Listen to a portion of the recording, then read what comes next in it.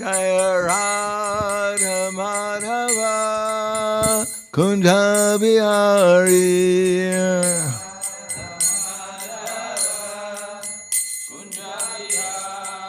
Jaya Radha Madhava Kunja Bihari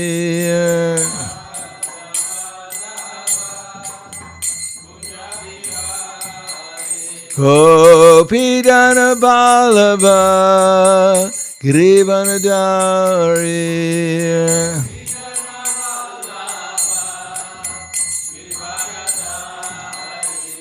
Gopidana Balaba Girivanadari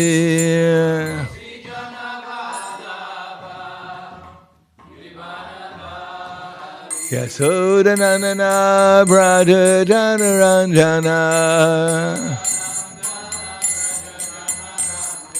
Yasodanana Brada Janaranjana Yamuna Tirha Vanacharya Yamuna Tirha Vanacharya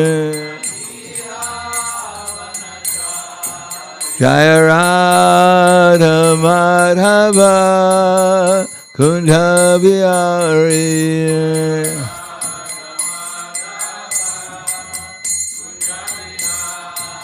Jaya Radha Madhava Kunja Bihari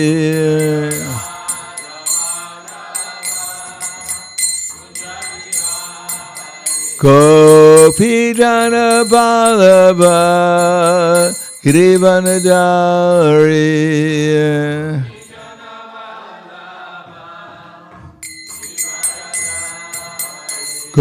Gopijana Balaba Girivanadari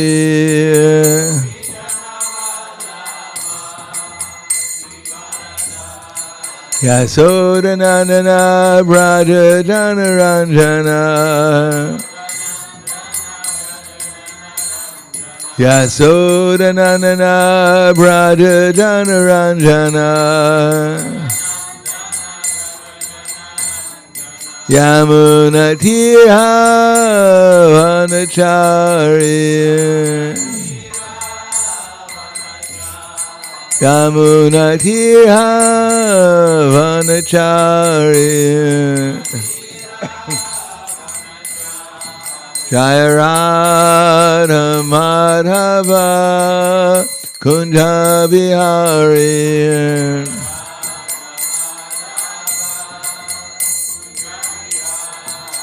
Jaya Radha Madhava Kunja Bihari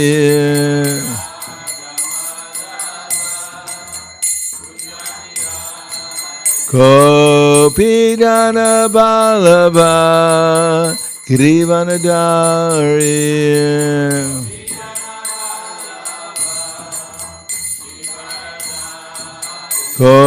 Gopidana Balaba Girivanadari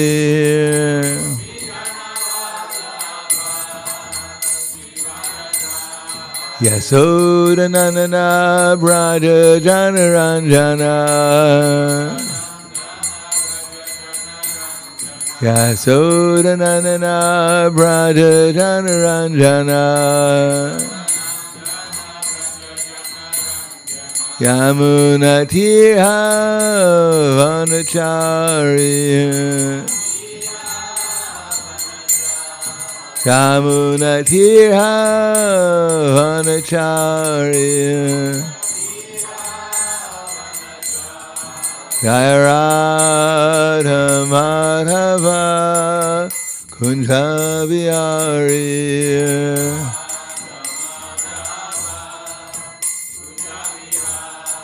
Jaya Radha Madhava Kunja Bihari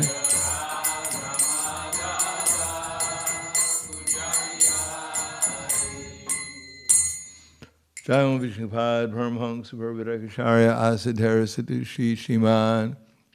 His Divine Grace Shri Bhaktivedanta Swami Raj Srila Prabhupada Ki Jai.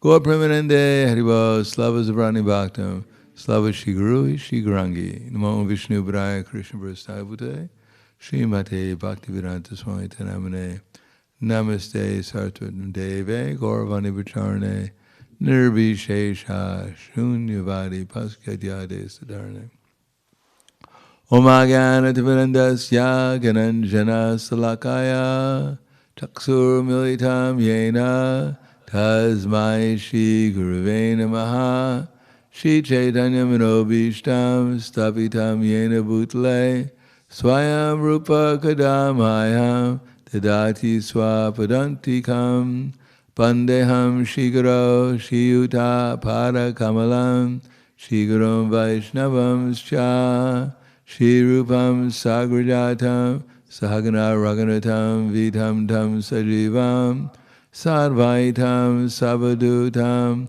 Vrajana Saitam Krishna Chaitanya Devam Shri Radha Krishna Padan Sahagana Lalita Shri Visakan Zitamscha Hey Krishna Karna Sindhu Dinabando Jagatpate Gopesha Gopika Kanta Radha Kanta Namostite Tapta Kanchena Gaurangi Radhe Vrindavaneshwari Prishubhanu Sutadevi Pranamami Hari Priye Panchakapa Turbhyascha Kripa Sindhu Vyevacha Patidanam Bhavanebhyo Vaishnavebhyo Namo Namaha Shri Krishna Chaitanya Pranitananda Shri Advaita Gadadhar Shivasadi Gaura Bhaktivinoda Hare Krishna Krishna Krishna Hare Hare Hare Rama Rama Rama Hare Hare Om Namo Bhagavate Vasudevaya Om Namo Bhagavate Vasudevaya Om Namo Bhagavate Vasudevaya Srimad Bhagavatam, Canto 10, Chapter 14, Brahma's Prayers to Lord Krishna, text number 43. There's no purport, so we'll just read the translation. O King, although the boys had passed an entire year apart from the Lord of their very lives, they had been covered by Lord Krishna's illusory potency. Thus consider that year merely half a moment. Text 44. Kim na vismarantiha maya mohita cetasa yan mohitam jagat sarvam abhikshnam vismritatmakam kim na vismaratiha maya mohita cetasa yan mohitam jagat sarvam abhikshnam visritatmakam.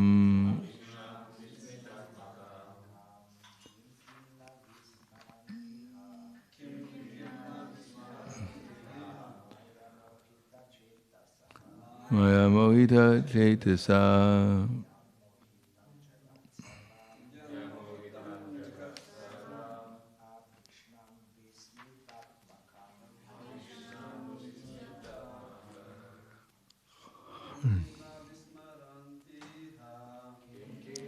Vishvarantiha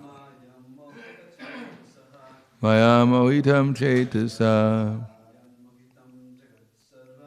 yan mohitam jagat sarvam abhikshnam visritatmakam. Ladies. Kim na visrarantiha Maya mohitam cetasa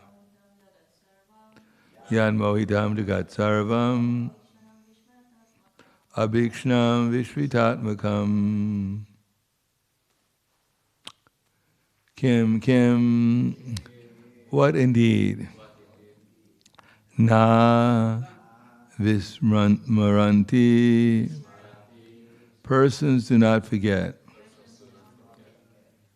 Iha, in this world. Vayamohita, bewildered by illusion. Cetasa, whose minds. Yat, by which. Mohitam, bewildered. Jagat, the world. Sarvam, entire. Abhikshnam, constantly. Vismrita atmakam, making one forget even one's own self. Translation and purport by Srila Prabhupada's disciples.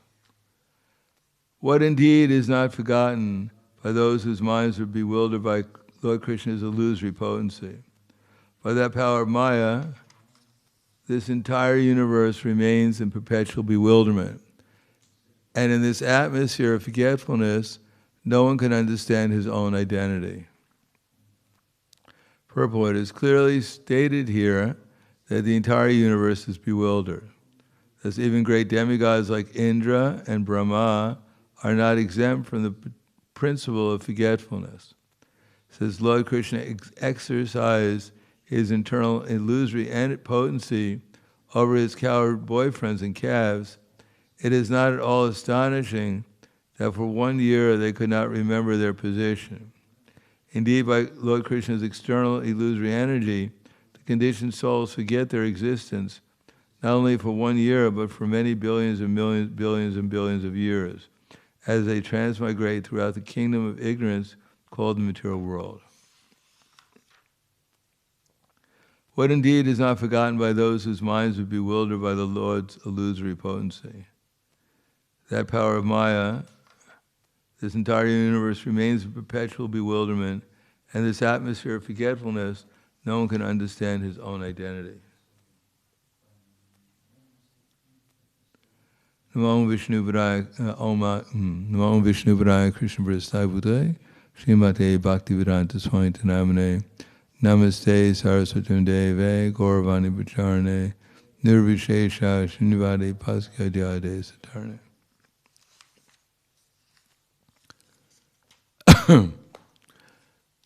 Krishna has one energy called his internal energy. And that internal energy also manifests sometimes as the external energy. That is Durga, or Maya. She's an expansion of Srimati Radharani. And she serves the same purpose as for Krishna's, she's also in Krishna's service, and she serves Krishna's purposes. Therefore, when Vyasadeva, on the advice of Narada Muni, sat in meditation to understand what is the cause of his lamentation, so he said that Bhakti Yogena Manasi Samyak Pranihite Malay Apaishat Purusham Purnam Maya Cha Tad Apashraya. By the strength of Bhakti Yoga, or devotional service, Bhakti Yogena Manasi, by putting his mind into service to Krishna, that is, if our purpose is to serve Krishna, that's called Bhakti Yoga. Purpose, and we're doing something authorized by Krishna, or something that Krishna wants, that's called Bhakti Yoga. So Narada Muni had requested Vyasadeva to meditate on Krishna, and that's what he did. Bhakti Yogena Manasi Samyak Pranihita Malay. And he did it without any material motivation, simply to understand his relation with Krishna. Bhakti Yogena Manasi Samyak Pranihite Malay Apaishat Purusham Purnam. And then he saw Krishna. Krishna revealed himself. because of the purity purpose of Vyasadeva. Vyasadeva actually directly saw Krishna. And then Apaishat Purusham Maya Cha Tad Apashayam. But then he also saw Maya. So Maya was also serving Krishna, but from the backside, not directly. In the kingdom of Goloka Vrindavan, where Krishna has his pastimes, or Vaikuntha, there's no need for the external energy, because she's there present fully as the internal energy.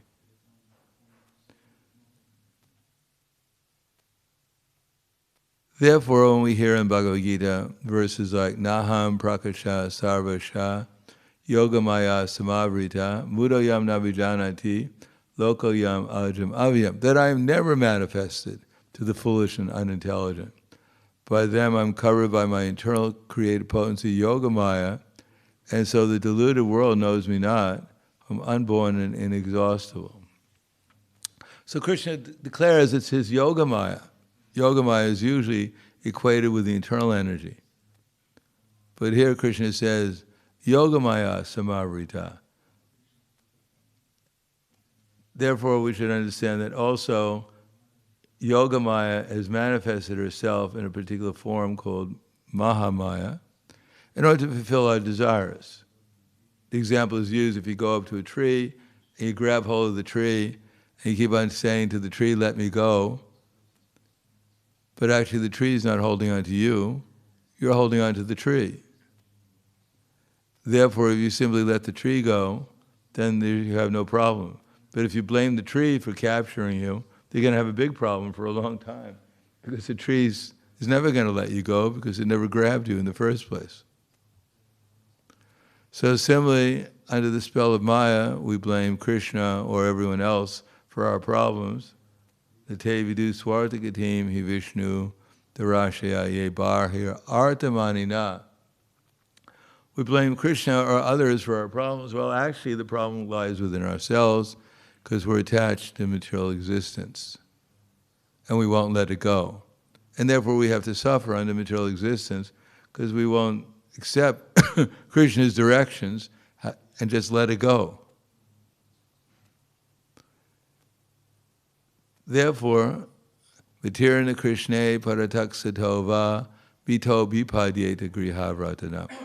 Vitira means one who is in the material existence and has been determined to stay there. He'll never put his consciousness in Krishna, in spite of good instructions from others, or a self-study, or a combination of both.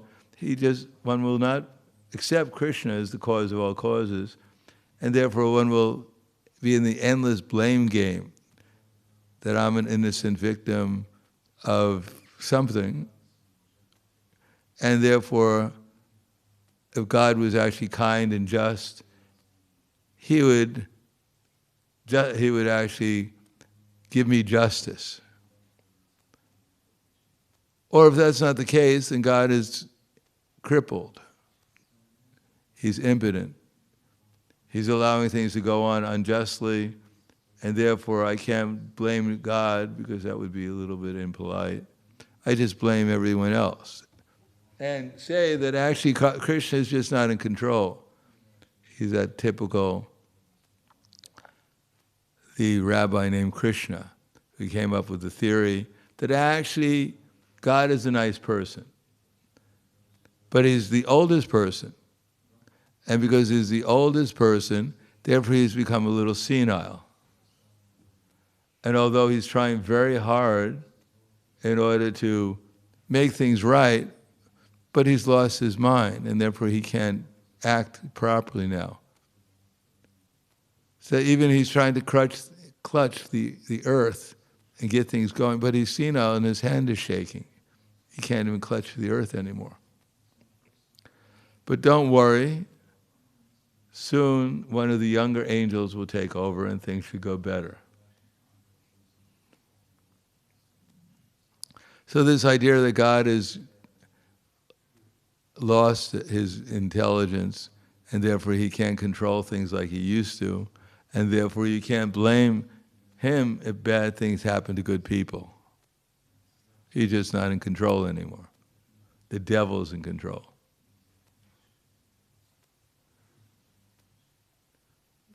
But this is a misconception because, according to the Vedas, not a blade of grass moves without Krishna's desire. Does that mean that everything that happens is Krishna's desire? In one sense, everything that's happening to us, Krishna is fulfilling. Yes, it is his desire, otherwise it wouldn't happen. Is anything unjust? No. If someone is, does that mean we agree with everything that happens? No. People are getting the reactions, but not everyone has to volunteer to give people their reactions and get entangled in the actions and reactions of their own karma and other people's karma. No, we can step aside from karma by the process of devotional service in Krishna consciousness, and therefore at least free ourselves from the bondage of karma, from action and reaction, by acting in Krishna consciousness. Now, if someone is destined to get some reaction, someone will give it to them. We don't have to line up as a volunteer to entangle ourselves in the modes of material nature. We can let someone else take care of that. And we could try and free ourselves by acting in Krishna consciousness and pure devotional service. And although, well, then we'll become purified and go back to Godhead. While others may stay here and fight it out with each other. Because that's their desire.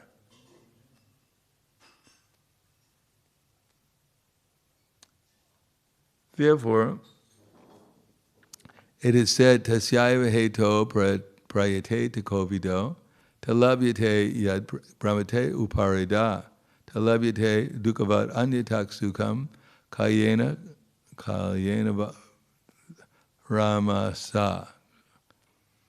That after going up and down throughout the whole universe, we've been going everywhere in this universe, looking for some kind of peace and happiness and satisfaction and whatever, family, one family after another. Tasyaiva heto prayate te kovido. But when one becomes a little bit kovido, a little bit wise, learned, experienced, then he realizes that just like we're not looking for unhappiness, no one goes door to door looking for something to make them unhappy. Everyone is looking for happiness. But just like unhappiness comes without our asking for it, so happiness also comes without our asking for it. Therefore, one should understand that this is the workings of time, and one should not try to get entangled. Tasyaiva heto prayate te kovido, talabhyate yad brahmatamu pareda, talabhyate dukkhavat anyatak sukham, gabir something ramhasa. So one should understand that there's no need to seek after some happiness in the material world, because it'll come of its own accord. What there is need is to seek out Krishna consciousness, which is higher than any happiness, that will come of its own accord, and will take care of all our distress at the same time. So one should try to focus the mind on Krishna consciousness. And in the meantime, Tattenu kampam susamikshamano bunjana evatma kritam vipakam. We have to get Krishna's mercy. When we talk about, can you give me your mercy?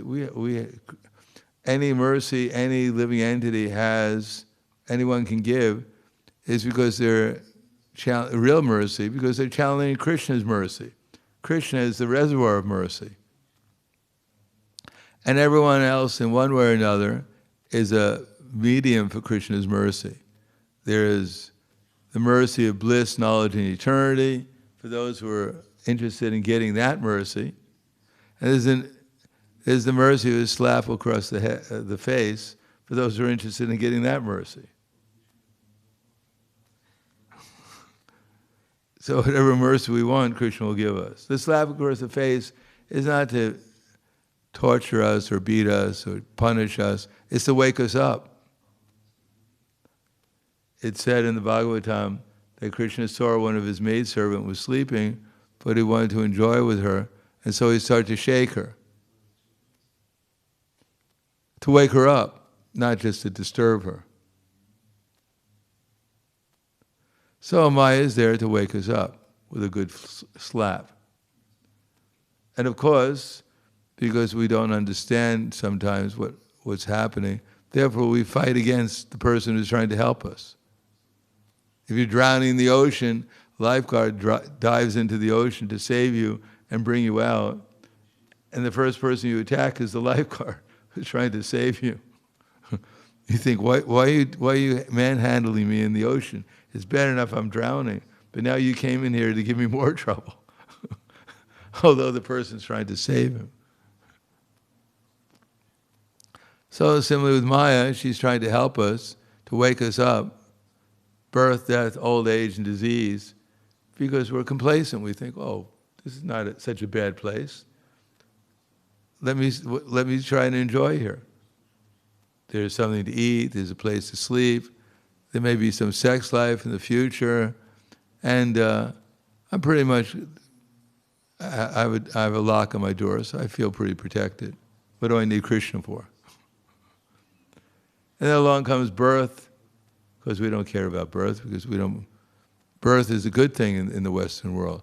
They sing happy birthday on your birthday, and they give you presents. So birth is really nice. I don't mind taking birth again, as long as I get a big birthday cake every year. And they give me presents. And death is not so bad, because people don't care about me usually during my lifetime, but as few people cry when I die. Matter of fact, most people, when they die, they don't look very nice when they're dead, but then they take them to the undertaker, and they make them look more beautiful than they were when they were alive. So when people go to the coffin, they look at the coffin and say, oh, there's Mr. Patel. He looks healthier than he was when he was alive.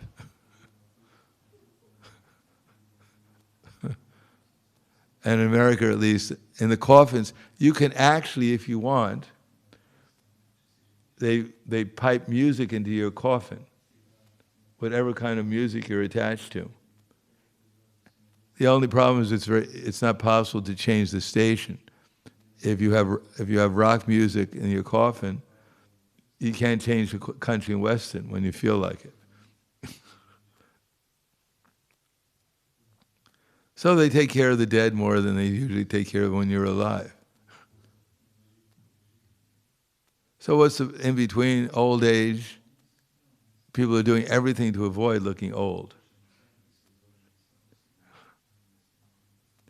When they're young, the little girls or boys, they want to be older. And when they're older, they want to be younger. No one is ever satisfied. Maybe when you're 25 for a few days, you're satisfied. And then you want to become younger after that. And then there's disease. No one wants to become diseased. So just in modern society, they just cover it over and pretend it doesn't exist. Therefore, in America, they take so many prescription drugs just to cover over the symptoms. So you can pretend you're not sick. But actually, old age, disease, and death, there are impetuses, Prabhupada writes in the Bhagavad Gita, there's no impetus to make any spiritual advancement without these things.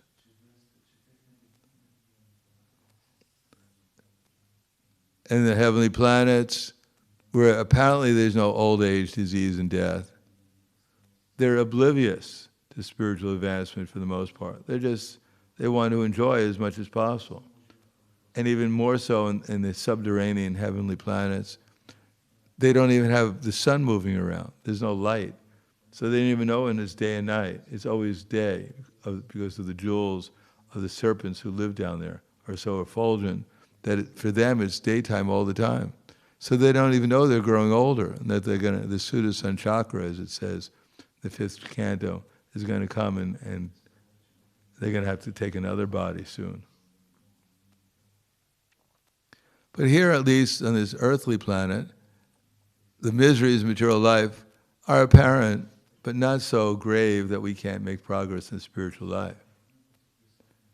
Not so grave we can't accept the fact that we have to grow old and die, leave this body. At least the body has to grow old and die, and therefore become a little enthusiastic to make progress in spiritual life.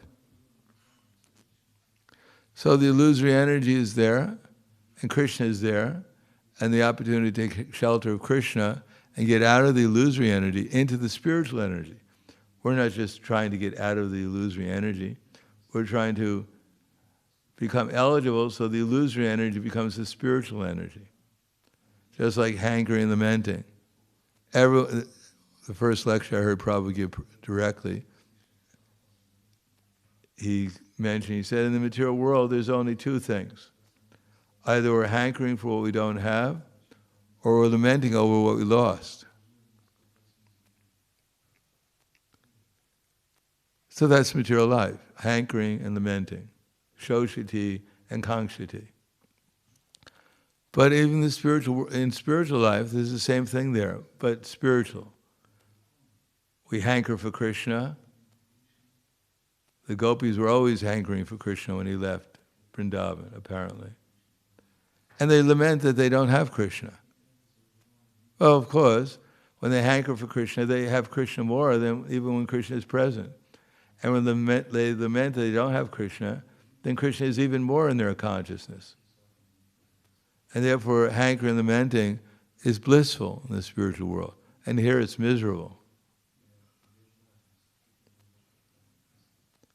Therefore, simply we have to choose whether we want to be under the internal energy of Krishna by devotional service, or we're going to remain under the external energy of Krishna and satisfy all our mental desire, live according to our material conceptions of life and try to satisfy our material desires that are constantly afflicting us in the name of becoming happy. So I'll stop there. Thank you. Any questions?